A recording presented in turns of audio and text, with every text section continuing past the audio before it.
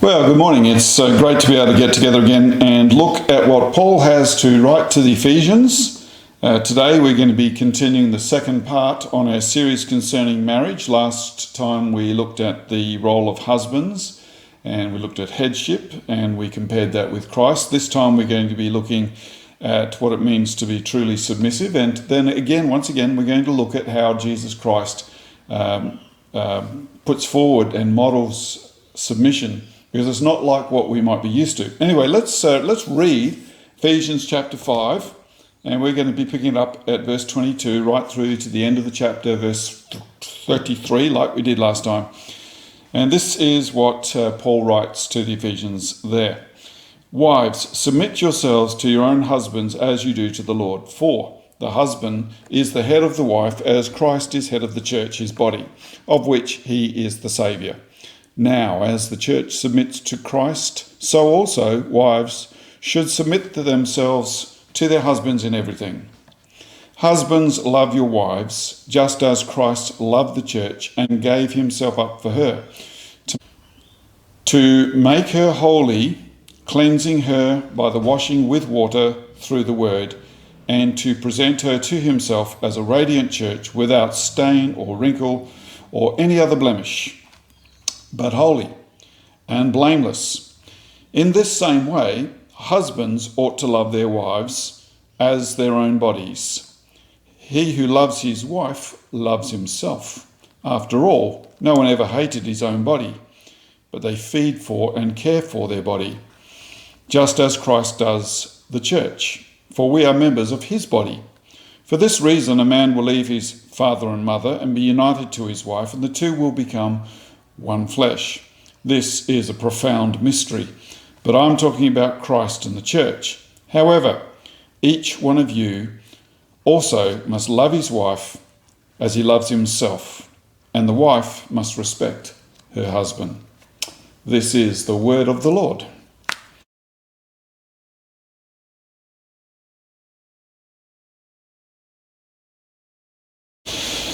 Well, some time ago, I remember talking with a woman who had been brutally abused by her former husband. And she had been with him for over a decade. And in that time, she had been bashed, and she actually ended up in hospital and lost a major organ as a result of the bashings that she received. And not only was she put under physical abuse, but she was having her spirit broken by her former husband as well. Her whole life was tightly controlled and strictly monitored, right down to not being able to spend any money, not being able to go out and visit her friends, without her particularly jealous husband looking over every single thing that she ever did and second guessing every single cent she ever spent. And so she felt like she was being belittled, and she was constantly being criticised, shouted at, and if she ever stood up to him, he would give her the back of his hand, and sometimes a whole lot worse. Sometimes she did end up in hospital with fractures to her bones, and as I said before, in one case actually having to have one of her organs removed. Anyway, she eventually couldn't take it anymore, and she secretly escaped to a friend's home with her children, and she tried to work out what she was going to do with the rest of her life. She went and saw a well-known minister. The minister who she went to was a relatively famous minister here in Adelaide. And when she went to see him, she was asking for his counsel about what she should do. And remarkably, this minister told her that she should go back to her husband and submit to him, because that's what God's word says. And of course, he would have quoted very possibly from this very passage that we've just read out today. Anyway, she did as the minister suggested to her. She went back to her husband. She did submit to him. Unfortunately, it resulted in her back in hospital one more time. And that was just the last straw. She couldn't take it anymore. Now, I've got to say that since then, she has mercifully been delivered from that marriage, and they are no longer married. And now her life has gone in a whole new direction. Now, there's two things about that story that I find incredibly infuriating. Of course, first of all, there's the abusive husband. The abuse done by that husband is unconscionable. It is just wrong. There's nothing else we can say about that. But the second thing that really infuriates me is the ill-informed advice, the reckless advice, I believe, of the minister, who was, I think, taking this passage out of context and just taking it in a very black and white doctrinaire kind of a way. As we saw last week, the role of the husband is to be the prime minister in the relationship, to be first in line to serve, that he's meant to lead with giving away his advantage to his wife and laying himself down for her, just as Christ does the church. And then that engenders in a wife a response, a proper response of submission. And we'll talk about that today. That's what we're going to be talking about today. But submission is not the same as making your husband your boss. The husband of the wife is not the boss of the wife. Rather, the role of the husband is to be the one who takes the place, having the bigger piece of the power pie, to take that power and share it with his wife, to lift her up, encourage her, strengthen her, and to enable her to be everything that she can be. And then after that, the initiation of that service from the husband, there is a right and proper response from the wife, which is the one of submission. Now, this word submission is broadly misunderstood, mainly because we project onto that word what we see in kind of a wrongly informed idea about submission. And as a result of all of the abuse that we've seen at the hands of authoritarian kinds of leaders or husbands or teachers or employers or government officials or politicians or whatever it might be, as a result of that, we have a very low view of submission, and we believe that to be some kind of inferior position to have taken up. So we have a prejudice against submission, mainly because we also have a prejudice against authority, and we equate authority with abuse and submission with inferiority. But true submission is not inferior, is not taking on a subordinate position. We use that word subordinate, I think, a little bit recklessly too, because someone who is submitted to someone doesn't mean they're in a lower order. It just means that they're playing a different role, not going into a lesser order of humanity. So we must be very clear what we mean when we talk about submission. Now, generally, the subject of submission gets silently shelved, and serious talk about it is generally avoided for these very reasons. However, if we want to get a proper understanding of what authentic submission looks like, it won't do us much good looking at the broken examples of that we see in, say, a bad marriage, or in a corrupt form of government, or in an abusive leadership in employment, that sort of thing. We won't see what real submission looks like if that's what we're looking at. What we must do instead is, just as we did last week, looking at how real headship looks. We don't look at abusive forms of it or broken forms of it in our humanity. What we do is we look at the perfect form of it in Jesus Christ. And as we did last week, we looked at the perfect form of headship and what that looks like. The model husband, of course, is Jesus Christ. He is the husband of the church. He is the bridegroom of the bride, the church. And we see there the true headship. But interestingly, we all get to have an understanding of what true submission looks like by looking at Jesus as well, because he plays the role of being submitted to the Father. Now, that doesn't mean that Jesus the Son is of a lesser order than God the Father, that he has less glory than God the Father. He does not. They are, as the great Trinitarian theologians would have it, they are one being and of one substance, that the Father and the Son are both equally divine, equal in glory. Nevertheless, the Father is called the Father, the Son is called the Son, because they play different roles in that relationship. But one role is not inferior and one is superior. The Father is not superior to the Son in the sense that he has more glory than the Son. Rather, The father plays the role of head. He is the one who is first in line to serve. And through eternity, he's been serving his son. And then that sets the son up to be able to respond with true submission to the Father and to his will and his purpose. And so there we see the perfect example, not only of the husband, but also of the place of submission. And if you like, Jesus gives us the ideal husband and also the ideal wife. So let's have a look at Jesus and see what his submission looks like before his Father. So certainly Jesus didn't see submission as inferiority. Indeed, it was his delight to submit to the Father, because he knew absolutely to the very core of his being that he was deeply loved and that he shared equal glory with the Father in every respect.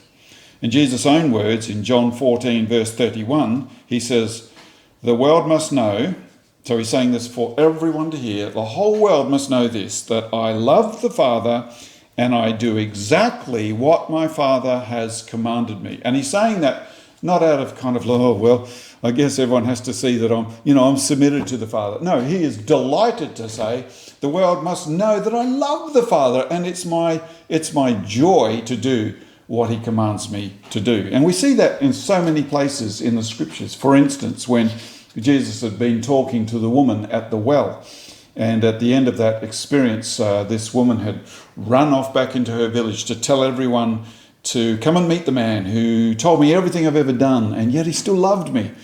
And the disciples had gathered around him, and they were wondering what was going on. They'd gone to get food and water to bring back to him to eat and to drink. And they said, look, we've got the food, let's eat. And he said, I have food you know nothing of. And they said, food? Where did you get food? And he's obviously not talking about physical food. He says, my meat, my satisfaction, the satisfaction for my soul is doing the will of my Father. And so he was equating doing the will of his Father, being submitted to the will of his Father, with being satisfied like eating when you're famished. That's how delighted he was in doing the will of his Father. So Jesus was not seeing himself in an inferior position, nor was he just submitting out of some kind of mere duty to the Father. Rather, he did it because he was loved by the Father. He knew that he was loved, and this was his way of showing love to the Father by submitting to him and doing his will. Now, that expresses itself in obedience. Now, obedience isn't merely just towing the line. Obedience, because of our prejudice about authority and our prejudice about submission, means that we generally don't see the word obedience in a positive light. And that's doubtless because we rarely, and if ever, I would have to say, see a pure-hearted demonstration of the kind of obedience that Jesus has before the Father. The obedience that we're most used to is what I like to call expedient obedience. That's the kind of obedience where it's just dutiful compliance with the rules as a means of keeping yourself out of trouble, or in the good books with authority. Keeping the speed limit merely to avoid getting a speeding fine is really what I would call expedient obedience. No one drives slowly around the streets because it's their joy to drive slowly. Rather, they're just doing it to avoid getting fined. Nothing wrong with that, I guess, at one level. But what that does is it doesn't show us what joyful obedience really looks like. But not so with Jesus. For Jesus, obedience is an act of love. And it is his joyful agreement with the Father that enables him to submit himself to the commands of the Father. So certain is he of the Father's goodwill, and so secure in the love of the Father, that he gladly embraces all the commands of the Father and delights in doing his will. And this kind of obedience is not expedient obedience, is what I'd like to call sonly obedience. And sonly obedience is worlds away from its opposite, which is slavish obedience. Jesus is no slave. Jesus is a son. and he delights to do his Father's will. That's a whole different thing. And Jesus lost nothing in his submission. On the contrary, he was glorified, he was lifted up. The more he did the Father's will, the more glorified he was, the more satisfaction came to his soul. And as Jesus taught his own disciples, he teaches us that anyone who hangs on to their life will actually lose it, but the person who gives up their life for the sake of the kingdom will actually gain. And so gain comes from giving away, not from maintaining or just keeping to yourself. And Jesus did not maintain, or look to keep things to himself. Rather, he took whatever power he was given by the Father, he took that power and he gave it to the church, to us, to those that he wanted to lift up. And as we saw last week, he learned that from the Father. Jesus learned to be a giver. Jesus was able to see the example of the Father in his self-giving service, and so he himself became self-giving and he served.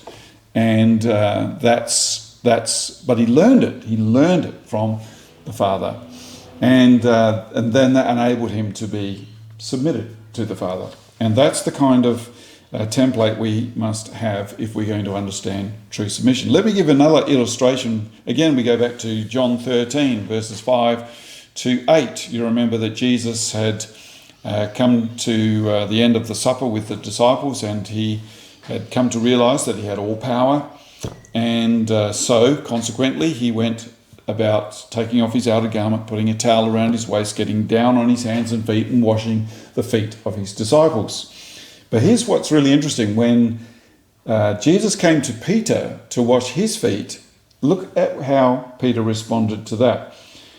Peter said, Lord, you'll never wash my feet. In other words, what he's saying to him, Jesus, you're the Lord and the Master, and if anyone is going to be doing service, especially service of this lowly form, it'll be me doing that for you. He was saying, I have to be the one that serves you, not you serving me. And he just couldn't get it in his head that Jesus, as Lord and Master, would willingly and happily put his position of power in such a lowly, humble kind of a way that he would get down on his hands and knees and he would wash Peter's feet. And what Peter says actually sounds so right, so pious, so good, when he says, no, Lord, if anyone's going to be serving anyone, it's me serving you. It's me taking the humble position because you're the Lord. But Jesus, of course, was being the perfect husband to the church in that he was submitting himself to the Father's will and then humbling himself even before those who he is Lord of. But nonetheless, here's the reaction of Peter is that he wouldn't let himself be served in that way. He didn't want that to happen. But Jesus said back to Peter, unless you let me wash you, unless you let me serve you, unless you let me get down on my hands and feet and wash you, then you have no part with me. Now, what is Jesus saying to Peter there? I believe that what Jesus is saying to Peter is, if you don't know what it is to be served, if you don't let yourself be served, if you do not let me love you first, then you'll have no idea how to respond and you'll have no idea of how this whole thing flows. I believe that something similar is going on in Paul's letter to the Ephesians, where he explains how it is that Jesus, as the bridegroom, makes the church as the bride glorious. So what we see in John 13 is the very sort of thing that Paul is talking about here in the letter to the Ephesians. He is saying it's Christ who makes the church glorious. It's not for the church to make itself glorious in order that it would be accepted by Christ. Rather, the first and most important thing that the church must do is let itself be loved. That's the first act of submission. Our submission doesn't begin with us trying to serve Christ in the way of washing his feet, but rather letting him serve us, letting him love us, letting him wash us, letting his blood cleanse us from all sin. It starts with what God does for us. True Christian submission begins with submitting to the love that comes from God through Christ by the Holy Spirit as we let ourselves be forgiven, as we let ourselves be made glorious. That's what Paul is saying in this passage. You'll know he says in verse 25, he says, husbands, love your wife just as Christ loved the church. Notice this, just as Christ loved the church, he gave himself up for her to make her holy, cleansing her by the washing with water through the word. It's interesting that he's using the same word that Jesus used with Peter, let me wash your feet. And here he's saying we've got to let Jesus wash us with pure water through his word and enabling us to be made holy. And then he goes on in verse 27, to present her to himself as a radiant church without stain or wrinkle or any other blemish, but holy and blameless. So that's all the work of Christ. We don't make ourselves holy and blameless. Rather, we submit ourselves to the work of Christ who makes us holy and blameless. That's the first act of submission. And I believe that that is the template we have to have in our mind. And certainly it seems to be the template that Paul has in his mind to measure what true submission is. He's certainly not saying that the husband is the boss of the wife.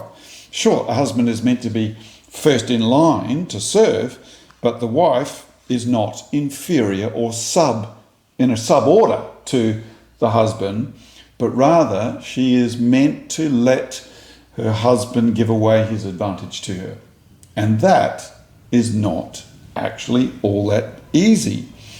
So wives, do not, what he's saying to the wives is wives, do not resist the love and the self-giving service that your husbands ought to be giving to you. Rather, let them freely glorify you, and then you respond in kind. Real submission is about receiving and responding to the initiative of true headship, which is all about self-giving love. I mean, I'm talking ideally here, of course. Now, all right, so let's talk about what the problem then is with this. Why would I be saying this is difficult? Why was it hard for Peter to let himself have his feet washed? And why is he making these instructions? Why is Paul making these instructions here as if this was going to be a challenge in any way? Because you might be thinking to yourself, well, that doesn't sound too difficult, submitting, for a wife to submit herself to a husband's service. Now, I know that not all husbands do this or do it, or if they do it, they don't do it very well. I get it. And so that's one of the reasons why it may not be very easy. But nevertheless, sometimes if a husband has grown up and matured spiritually, he will learn to lay down his life for his wife. And then you would think, well, sure, I'd love to be served by my husband. I'd love him to initiate acts of service and to give away the power that he's been unfairly given at the fall as a result of the fall. But it's not as easy as it sounds, just as it wasn't easy for Peter to let himself have his feet washed. I don't know if you've ever noticed this, that for a husband to give a compliment to his wife, it's usually, minimized in some way. If a husband says to his wife, he says, man, you look really beautiful today. She'll say, I'm just dressed up in these old things, or she'll minimize it and give reasons why that's not true. And that can manifest itself at so many other levels.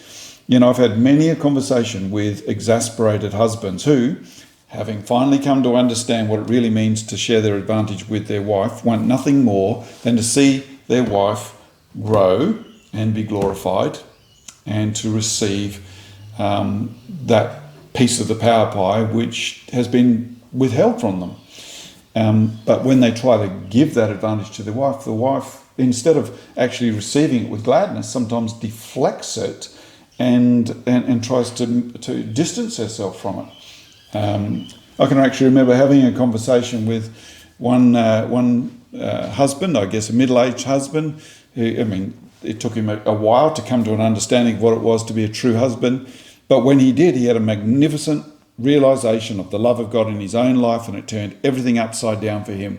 And the first thing he wanted to do was to share what he was receiving from God with his wife. He wanted his wife to be lifted up. He wanted his wife to experience his service for her, just as he had experienced God's service for him in Christ. Now he wanted to do the same with his wife and wanted to share with her every good thing that he had, and he wanted to change things, turn things around.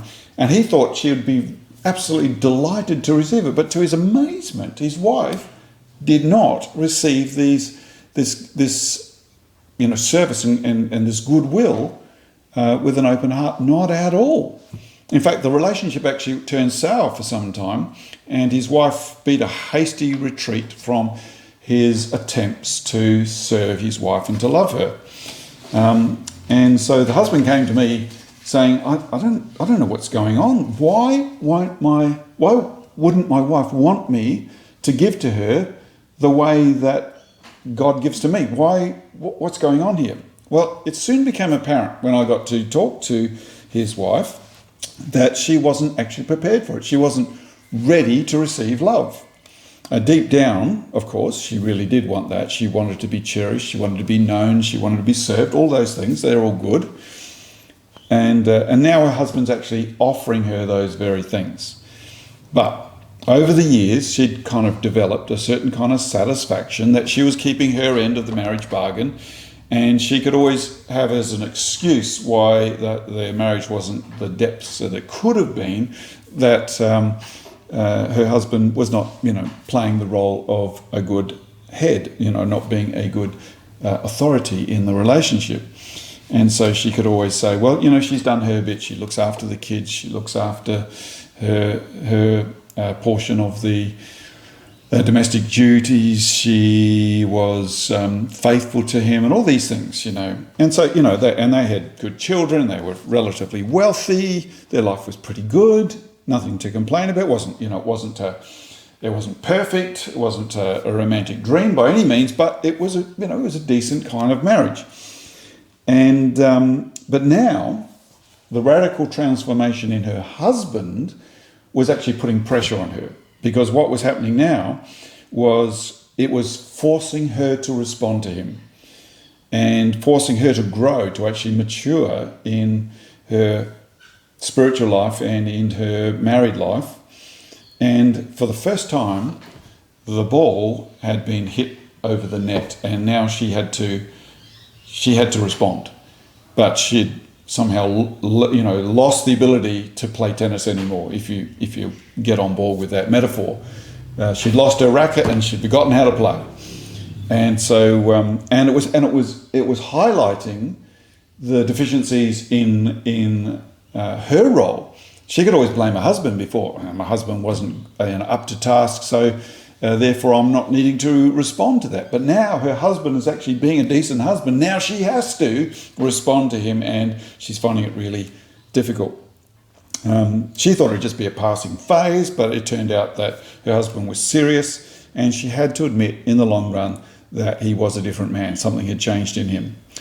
And now the searchlight was being turned on her.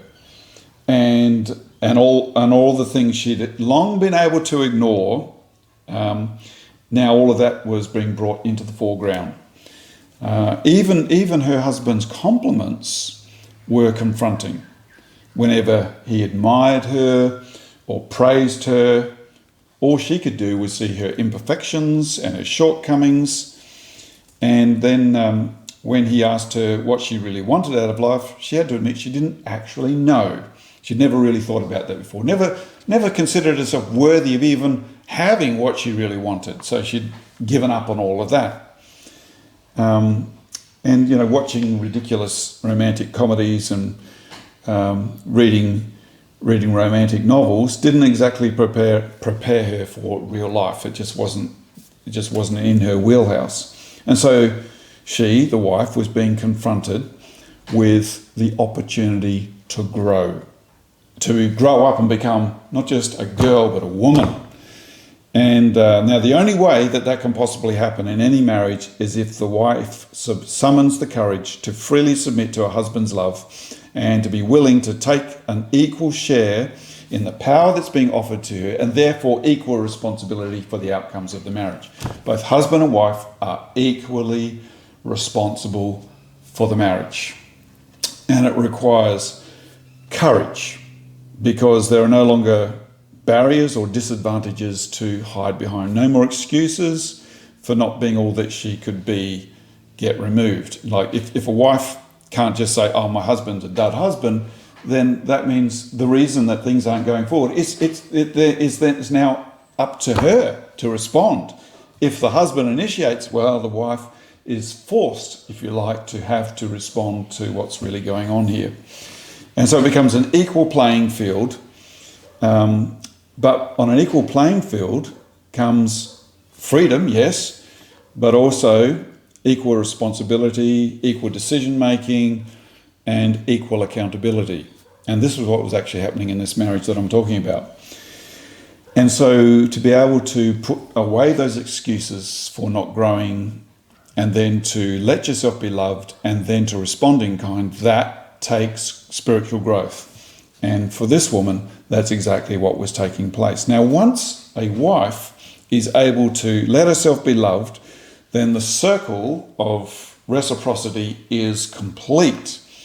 And then glory can flow from husband to wife, and from wife to husband, and then from husband back to wife, and wife back to husband, and so on and so it goes. And they both become more glorious. And then the more that the wife is glorified, the more she's capable of loving. The more that the wife glorifies the husband, the more he is capable of loving. And then the love spills out from them over into their family, and then from their family out into the world. And all of this just reflects the nature of the relationship between God the Father and God the Son. Their mutual glorification spills out in the greatest act of service on the cross, where God the Father, according to Philippians, is glorified in the sacrifice of the Son, because the Son shows himself to be absolutely submitted to the will of the Father for the sake of love being broadcast through them, from them, out into the world. And something like that can be reflected in a perfect marriage. Now, I know, saying that, there is no such thing as a perfect marriage, but nonetheless,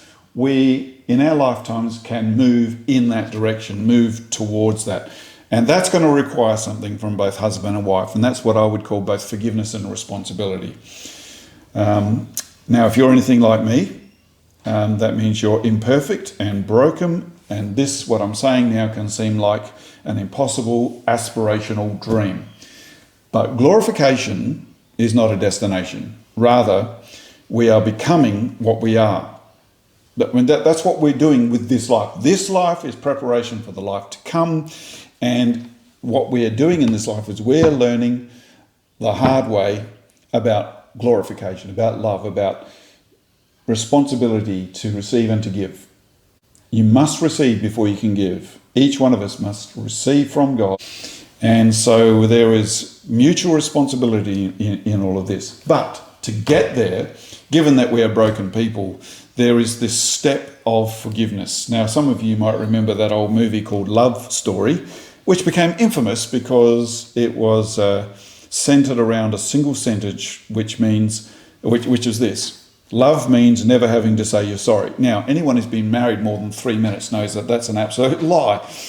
Real love means having to say sorry, and saying it many times, and saying it constantly. And it also means forgiving just as often and just as constantly. And just as importantly, the husband or the wife must be responsible for their own part in the marriage, and not wait for their spouse to, behave properly, as it were. It's easy for the husband to say, if she respects me, if she submits herself to me, then I'll be a loving husband. Or for the wife to say, if he becomes a truly serving husband who lays down his life for me, then and only then will I be submissive and bring glory to him. But until then, I'm off the hook, so to speak. Either way, you are responsible, husband and wife, both of us are responsible to God first. I am not responsible for my wife's response. I have to give her the opportunity to respond by creating an atmosphere in which she can gladly give her glad submission to the service I give.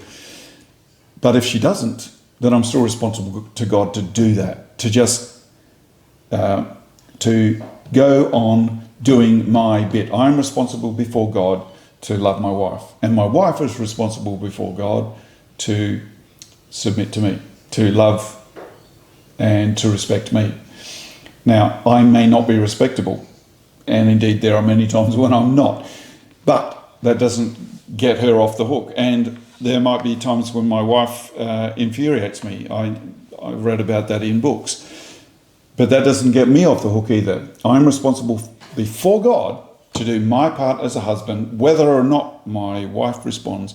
And my wife is responsible before God to do her part in the marriage and not wait for me to become the perfect husband. And that takes courage.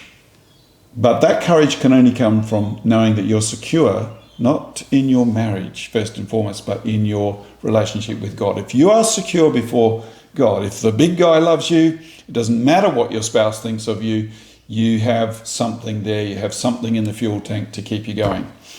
And nonetheless, the goal is that both husband and wife will play their roles perfectly, reflecting the kind of love between the father and son. And then when that happens, when there's space to grow, there's forgiveness and grace within the marriage, gradually and ultimately, husband and wife can move towards what I would call the mutuality and reciprocity.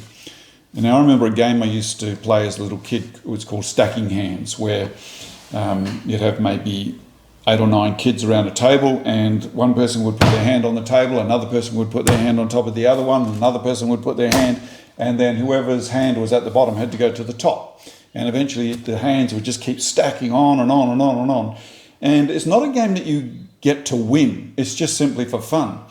And marriage is not a game that you win. No one wins marriage. What you do is that you have a mutuality, and then everybody wins. Everyone is enjoying it, and it can be a constantly flowing process of glorification, of husband glorifying wife, of wife glorifying husband, in a perfect reflection of the nature of the relationship between father and son. Father glorifies son, son glorifies father, and so on. And then the overspill of that is creation. And the overspill of a good marriage is good children. And the overspill of a good family is a good community. And the overspill of a good community can be a great world. Amen.